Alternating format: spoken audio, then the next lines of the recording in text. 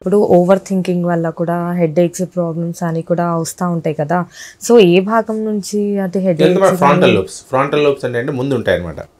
మన నుదుటి వెనక భాగంలో ఉండే వాటిని ఫ్రాంటల్ లోబ్స్ అంటారు. ఫ్రాంటల్ అంటే మనకు దానికి ఏమైనా మెడిసిన్స్ ఏమి ఉండవండి. అదే చెప్తున్నాను కదా, మనం పుట్టినప్పుడు ఏదైతే మెదడు ఉంటుందో మనిషి చనిపోయేదాకా అదే మెదడు ఉంటుంది.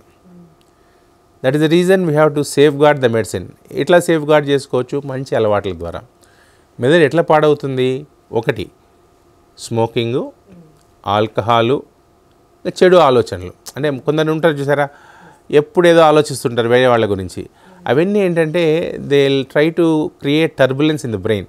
అది మనకు బ్రెయిన్ యొక్క ఆ యొక్క ఫంక్షనాలిటీ చాలా కాంప్లెక్స్ థింగ్స్.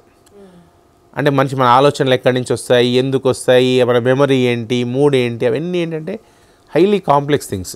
ఇవన్నీ ఏంటంటే మన మెదడులో ఉన్న కణజాలాలు, వాటి యొక్క neuro transmitters.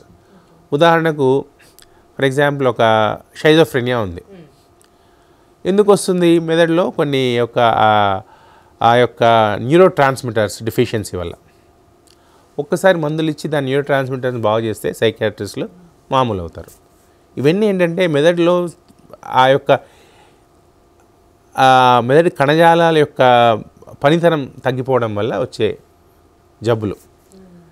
As such trauma, దెబ్బ తాకడం వల్ల అప్పటిదాకా బాగానే ఉంటాడు. ఒక్కసారి దెబ్బ తాకంగానే entire life will change. Maximum accidents అయ్యేవరికి యంగ్ ఇండివిజువల్స్.